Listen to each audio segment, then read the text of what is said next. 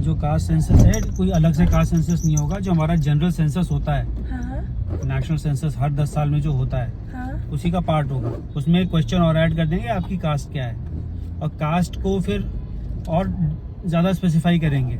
इससे फायदा किसको होने वाला है? SC ST OBC को फायदा होगा।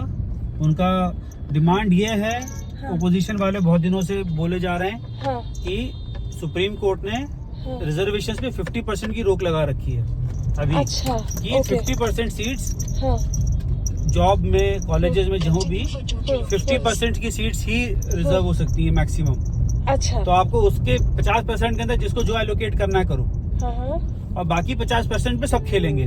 ठीक है। ऐसा नहीं कि बाकी 50% जनरल कैटेगरी के लिए रिजर्व्ड है। नहीं, जनरल कैटेगरी के लिए कोई रिजर्वेशन नहीं है, वो जनरल सीट्स हैं, उसमें हर कोई एलिजिबल है। तो अब एडमिशन और जॉब्स और डिफिकल्ट हो गए जनरल कैटेगरी वालों के लिए? तो हाँ होंगे, क्योंकि बिहार में और तेलंगाना में उन्होंने अपना सेंसस किया। उसके बाद दोनों जगह 60% से ऊपर कर दिया गया रिजर्वेशन। 60% के ऊपर रिजर्वेशन हो जाएगा तो बचा क्या जनरल वालों के लिए? कुछ नहीं, हलवा हलवा बोलते ना वो पंचायत में, अलुहा, वो वही बचेगा। हुआ क्या है, बेसिकली बीजेपी के पास वो नंबर्स नहीं है जीतने के लिए जो उनके पास पिछली बार थे। नहीं वोट दिया, इस बार बट गए। तो हुआ क्या, तो बटने के बाद से SC ये समाजवादी पार्टी और इन लोगों ने, इनके पास नंबर्स है यूपी में, अब इनको जीतना है बिहार। तो आपने कोएलिशन गवर्नमेंट शुरू कर दी है ना NDA के साथ। अब जिन लोगों ने आपको सपोर्ट किया है उनकी भी तो शर्तें रही होंगी कुछ, जिन शर्तों पे उन्होंने सपोर्ट किया होगा। सही बात है, तो उसी का नतीजा है।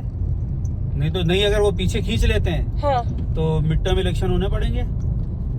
मतलब 5 साल चलेगी नहीं ये सरकार? हाँ, तो सरकार अगर, भैया तुम्हारी टोटल सीटें नहीं आई ना उतनी, तुम अभी भी सिंपल मेजोरिटी से तुम उतनी सीटें तुम्हारी नहीं आई, तो तुम्हें सपोर्ट लेना पड़ा है। तो पूरा ये पॉलिटिक्स का गेम है इसका मतलब? पॉलिटिक्स, इसमें पॉलिटिशियंस पॉलिटिक्स करते हैं। यही सरकार है, यही प्राइम मिनिस्टर है, 2024 में ही इन्होंने बोला था कि कास्ट सेंसस करना नक्सलवादी स्टेप होगा, देश को पीछे लेके जाएगा। सब लोग बोलते थे, अभी तक बीजेपी जितने सारे मेरिटोक्रेसी मेरिटोक्रेसी मेरिटोक्रेसी। ऐसा क्या हुआ गया कि कास्ट सेंसस क्या होता है? मेरिटोक्रेसी मतलब मेरिट के ऊपर सिलेक्शन होना।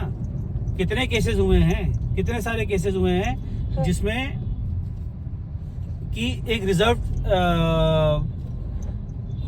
सीट खाली पड़ी रही क्योंकि कोई रिजर्व कैंडिडेट क्वालिफाई नहीं कर पाया, लेकिन जनरल कैटेगरी के बंदे को वो सीटें नहीं मिली। ये तो कई जगह ये भी हुआ है, कई जगह ये भी हुआ है कि जनरल कैटेगरी का बंदा रह गया, जबकि उसके मार्क्स ज्यादा थे, उतने अच्छे नहीं थे जितने बाकी जनरल कैटेगरी जो क्वालिफाई कर गए थे, बट जो सिलेक्शन हो गया उनका उनसे बहुत ज्यादा थे। मतलब 0 नंबर पे भी सिलेक्शन हुआ है यार। ये बात तो सही है, कैटेगरी वालों का। और वहाँ हर दूसरे इंसान का यही दुख है। जितने वहाँ पे ब्राह्मण, ठाकुर और ये सब जनरल कैटेगरी वाले, देखो ऐसा है, दुख है। देखो ऐसा इशू इतना सिंपल नहीं है। इशू इतना सिंपल नहीं है। आज भी छुआछूत है, तुम भी मानती हो, मानती हो ना। आज भी छुआछूत है, आज भी शोषण होता है, सब होता है। ये बात भी उतनी ही सत्य है जितनी की ये कि मेरिट के ऊपर काम नहीं हो रहा है, पॉलिटिक्स खेली जा रही है। दोनों सच है। अब अगर या तो सरकार ये सेंसस में इसका इन्यूमरेशन करती है कास्ट का, साथ में एसेट्स भी लेती है कि आपके पास जमीन कितनी है, आप शेड्यूल्ड कास्ट हो या OBC हो, लेकिन आपके पास 25-30 एकड़ जमीन है, आपके पास प्रॉपर्टी है जिसकी वैल्यू मार्केट में 40-50 करोड़ है, ठीक है, तो फिर आप क्वालिफाई नहीं करोगे। सही बात। अगर ऐसा करती है तो ठीक है, ठीक है। कितने पंडित हैं हमारे, जो पंडित है जहाँ काम कर, जो हमारे मंदिर में पंडित बैठे हैं, कितनी प्रॉपर्टी बना ली होगी उन्होंने। वो पंडित है जो वो झा जी नहीं है, वहाँ पुराने वाले मंदिर वाले, कितना कमाते होंगे? कुछ नहीं है बेचारे, वो हर कुछ दिन में मुझे फोन करते हैं। उनको ज्यादा जरूरत है रिजर्वेशन की कि उनको शेड्यूल्ड कास्ट और OBC या शेड्यूल्ड ट्राइब वालों को, जिनके पास 40-50 एकड़ की प्रॉपर्टी है, 40-50 करोड़ की प्रॉपर्टी है।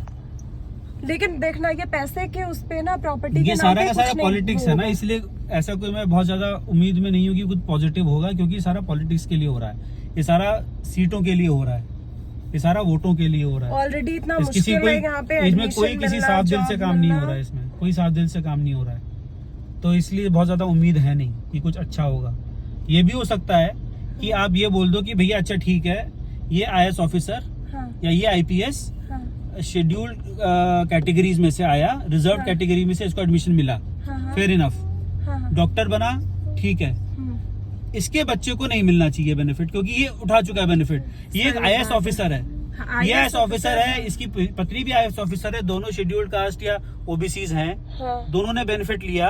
हाँ। अब उनके बच्चे वो चैलेंजेस फेस नहीं करते जो एक गांव में रहने वाला गरीब शेड्यूल्ड कास्ट और Correct. OBC का बंदा फेस करता है। करेक्ट। तो they should not gate, their kid should not get that benefit. और ये Correct. इसमें जनरल पब्लिक सब मानती है। पॉलिटिशियन से तुम बात करोगे अगर, हाँ, तो वो हो सकता है आपस में पर्सनली भी सब मानते हो कि हाँ ऐसा होना चाहिए, बट वोट बैंक पॉलिटिक्स को अलाउ नहीं करेगी ये बोलने के लिए खुले में। हाँ, ये बात जैसे तो सही है। ये हो, जैसे हमारे गांव में तुम जाओ, हम तो गांव से हैं, गांव में जो निचली जाति है, जो पिछड़ी जाति है, वो सच में बहुत पिछड़े हैं, उनकी हालत सच में खराब है, हाँ, हाँ, बहुत खराब है। वहाँ पे ये नहीं पता कि एजुकेशन को कोई इम्पोर्टेंस नहीं देते वो लोग, वो सही देते ही बात नहीं है, हाँ, है एजुकेशन हाँ। को इम्पोर्टेंस। तो ये काम किसका है? ये रिजर्वेशन देने से ठीक हो जाएगा? उन लोगों का जो एटीट्यूड चेंज होना है ग्राउंड लेवल पे, वो रिजर्वेशन तक उनको, वो रिजर्वेशन तक पहुंचते ही नहीं है, वो तो स्कूल जाते ही नहीं, काहे का रिजर्वेशन। सही बात है। कितने बच्चे चौथी पांचवी के बाद स्कूल छोड़ देते हैं, हाँ, गाँव में तो बस कितने काम बच्चे पे छोड़ते लगा हैं, दिया जाता उनको है। काहे का रिजर्वेशन का बेनिफिट मिल रहा है और कैसे मिल रहा है? किसी को नहीं मिल रहा। कुछ नहीं है। और बेनिफिट मिल किनको रहा है? जिनको जरूरत नहीं है। हाँ, हाँ, राइट। ये हमारे देश की विडंबना है। हाँ, हमारे यहाँ पे डाउरी के लॉज बने, वो सारे लॉज बने हाँ, जो कि औरतों को प्रोटेक्ट करने के लिए थे। हाँ, उनका फायदा उठा कौन रहा है?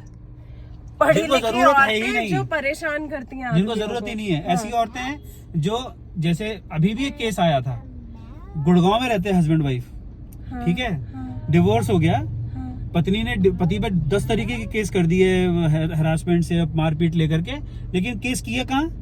दिल्ली, गुड़गांव में नहीं किए। क्योंकि दिल्ली में ज्यादा बेनिफिट मिलते हैं। दिल्ली में एलुमनी ग्रांट होने के चांसेस ज्यादा होते हैं, तो इसलिए दिल्ली में केस फाइल किया उसने इंस्टेड ऑफ गुड़गांव, क्योंकि हरियाणा में इतना आसान नहीं है एलुमनी मिल जाए।